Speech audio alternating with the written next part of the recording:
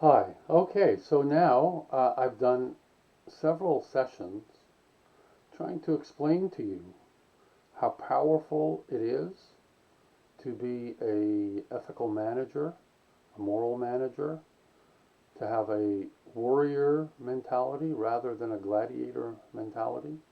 And essentially all of these things, as we discussed earlier, center around the idea of taking responsibility for our actions. I'm sure at this point you probably had agreed with me regarding Stu Leonard and Disney and all of the examples I've given you on how to be moral managers, and Starbucks as well. So, what happens? How is it possible that people and companies choose to act in unethical manners more often than ethical manners? At least according to the newspapers, which I guess maybe report the unethical stories more than the ethical stories. But how is it that companies even do that? We're not sharing with you, and certainly these companies are aware of everything that we're talking about. We're not sharing ideas and concepts that are revolutionary and have never been heard of before. These things are literally self-evident. It only makes sense that if you treat employees with dignity and respect and value them, they're going to perform better for you. I've never heard a single person that I've explained that to at any moment say, yeah, that's totally wrong. No, you've got to totally abuse the people. I've never heard that. And yet, when those same people who agree with me go into work the next day, their approach to their employees is the sergeant major. Do what I say, or else. How does that happen? So these are questions that are a lot bigger than you might think. Because your answer might be, well, it's relative.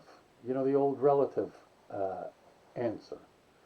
But it's a lot deeper than that, and I'm going to talk about two particular illustrations of what's going on.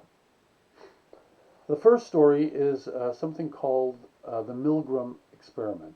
For those of you who've taken psych, you probably may have covered this experiment. It's reasonably famous, and I'm going to talk about it briefly as a way of explaining what goes wrong. Stanley Milgram was the child of parents who had survived the Holocaust during the Second World War. They had both been in the camps of Hitler and had miraculously survived and emigrated to Canada and had a family, and Stanley was one of the kids. And Stanley wanted to understand, how was it possible that an entire country could have subscribed to the beliefs of Hitler? I mean, he could understand how an elite group of people who, felt they were getting some specific gain in power or wealth could be a part of the idea that Hitler had. But how did he get an entire army that guarded all the camps and managed all the railway stations and tens of thousands of people who were involved in the specific extermination of not only the Jewish people, but the gypsies and homosexuals at that time, and all kinds of people, mentally infirm, anything that Hitler reasoned to be less than human in his opinion? How was his entire society able to do that? So Milgram couldn't explain it. He says, it just doesn't make sense to me. So he created an experiment that was based on a thought that he had about how this could have happened. And that thought was that the only way people can do these atrocities to other people, and we're not talking about crazy, like people that are in the leadership, but just your average person can do these things, is because they don't take responsibility for what they're doing. So he wanted to be able to measure that, and he created the Milgram Experiment in order to accomplish that goal. So the Milgram Experiment essentially had two components, a teacher and a student. The idea was that the teacher asked the student to repeat phrases that they had learned, and based on whether the answer was correct, gave the student a very mild electric shock that kept increasing each time they answered incorrectly. The electric shocks went from 45 volts all the way up to 450 volts. I think, I'm not an electrician, but I believe that if you get hit with 200 volts, you're probably dead. Before the experiment was run, the conclusion of himself, that's Stanley Milgram, and the other people who were running the experiment with him was that maybe between 1 and 2% of the people would go past the halfway mark. Now the experiment is run. The people are separated. There are the teachers and the students. The students are actually actors, so they're not really a part of it. In the room with the so-called teacher, who is the actual subject of the experiment, is as well a person sitting at a desk wearing a white coat and acting as the coordinator of the experiment. Now what happens in the experiment is the students are asked questions. They purposely answer some of them incorrectly, and each time they answer incorrectly, the teacher is obligated to turn the lever on the machine and hit them with another shock. This is done willingly in order to be able to participate in the experiment. As of course I should have mentioned that the students are in a totally different room and the teacher can't see them. He or she can only hear them. As the questions are moving along, the shocks are getting stronger, and the students start screaming in pain and asking to be let out of the experiment. The teacher looks to the person in the white coat, asking for permission to terminate the experiment, and in all cases, the person in the white coat says, absolutely not, because otherwise we won't have a proper sample. And so some of the teachers continue along, and others do stop and say, you know what, I don't care if it's not the proper sample, I can't do this anymore. And they leave. At the end of the day, as I said, the volts went up to 450 volts. When they tabulated the results at the end of the experiment, Stephen Milgram was astonished, as were the other researchers, that over 50% of the people went all the way to 450 volts and inflicted enormous pain and torture on innocent students that they had met a minute ago, or 10 minutes before. How was that possible? The only way that it was possible was that the individuals shifted responsibility for what was happening to the people in a white coat sitting at the table and telling them to continue. Instead of taking responsibility themselves and saying this is not the right thing to do, they deferred that responsibility. And the interesting thing is the original experiment was done in the 1950s, and it was repeated in the late 1990s, I think 97 or 98. And although as a society we would have thought that we had progressed, and we have not progressed in our ability to take responsibility. So when I talk to you about these self-evident ideas in stakeholder management and being sensitive to the needs of your customers and your employees, all of these things that I know everyone agrees with because they just make so much sense. What is going to stop this from happening and being applied in the workplace, perhaps, is if you choose to not take responsibility for the knowledge and the wisdom that you have. If you choose not to take responsibility but to defer yourself to the person that is your quote-unquote boss, then you will be unable to change the status quo. I mean, I could tell you, I was once at a job where I was asked to deduct from the pay of a person a certain amount of money. That was unethical. I said to the person, the owner, that this is an unethical thing to do. They said, I don't care. I'm telling you to do it. I said, okay, if you put it in writing and sign your name and give it to me so that I can have a record in the event that we are investigated, I'm happy to do it. Of course, he never sent me the letter, and I never deducted the money. And 4 months later, I wasn't working there. But that's okay, because I would not have wanted to work in an environment that asked me to create that kind of affliction to another person.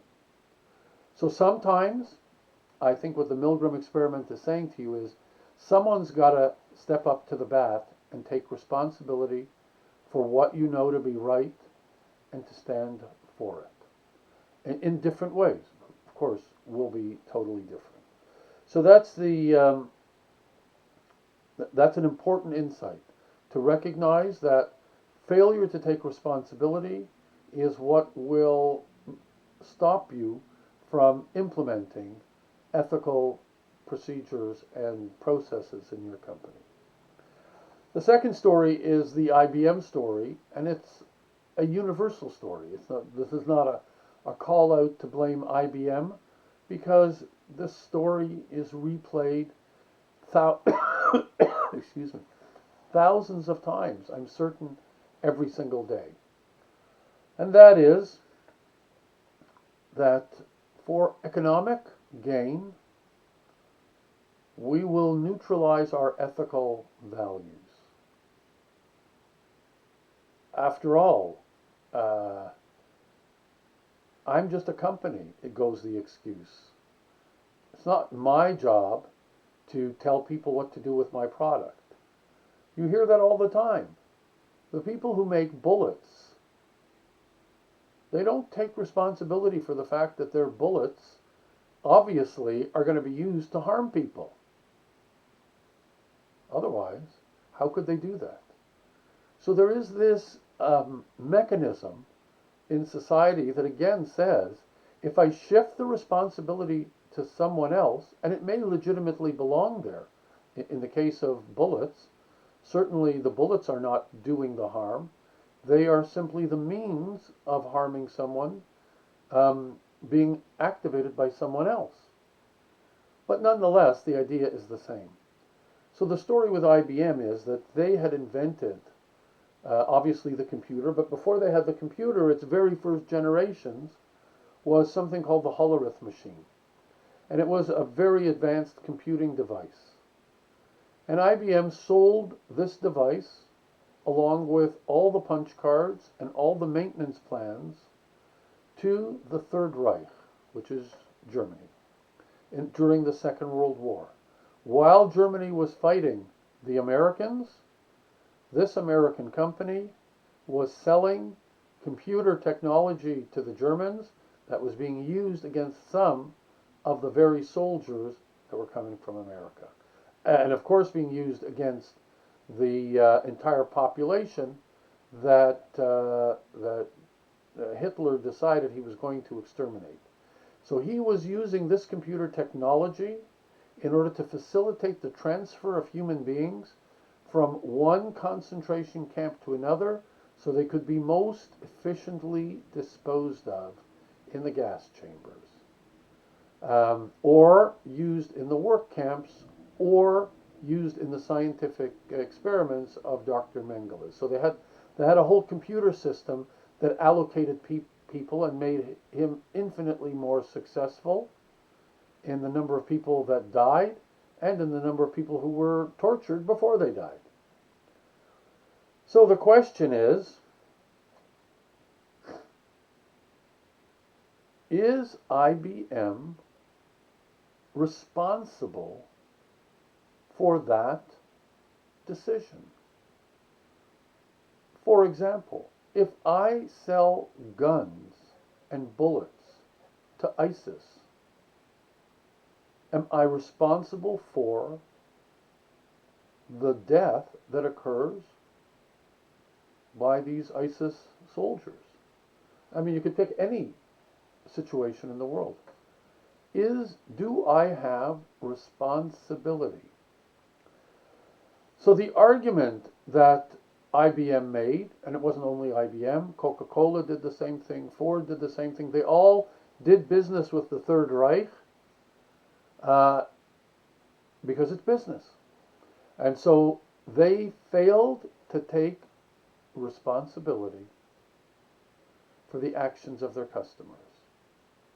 Now, if you're an inclusive manager, if you're a warrior, then when I look at the customer, just as when I look at the employee and just as when I look at the shareholder, I have to be able to evaluate if this customer is a valuable asset to me.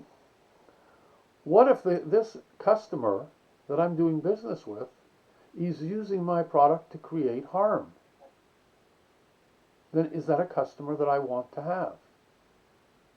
Is that a valuable resource to me? And I mean, you can get very particular and in-depth in these questions. But essentially, that was the question that was facing IBM back in the 1940s. So we've changed a lot. Our society has, as I mentioned to you, has matured and grown and changed. Social media has made an enormous impact in this area by making the activities of companies enormously transparent. At this particular time, in 2021, there was an entire conflict in Cuba, and it was clear that the Cuban residents of America who went to Washington to demand and to ask President Biden at that time to make sure that Wi-Fi was introduced to the island so that people could share the stories of what was happening on social media. So you can see how powerful a device social media has become, that an entire group of people in America went to Washington to petition the government to create Wi-Fi zones for the people in Cuba so they could share what was going on. That's the world that we now live in. So these ideas of not taking responsibility for turning for turning aside and not looking anymore are going to become increasingly and increasingly less, because everything is now so transparent. And you, as the future managers, have got to realize that's the environment that I'm in. If I make a choice not to do something or to do something, it's not going to be something that will come out 20 years later. It could come out 20 minutes later. And this has changed a lot of the decision making in companies, and frankly, management today, in many cases, is not even prepared for the transparency of what is going on. I mentioned to you before the story about the cell towers, and the management who made that decision were not prepared for the blowback that they got from the residents of the neighborhood and the people in the daycare. So it's changing, and you, as the next generation of managers, have got to understand that it's changing, and therefore it will become your responsibility to take responsibility. Because if you don't, you'll probably be forced to take responsibility, and that won't look good for you. So I think that brings us to an end here regarding Milgram and IBM. I thought it was important to share those ideas because this is the foundation of corporate social responsibility. We want the managers of the future to make decisions that are outside the box, that are inclusive, that value the customers, the employees, the shareholders, and the environment. So future decision makers, it's not as easy as simply let's make a buck, but it's let's make a buck in a way that's good for everybody.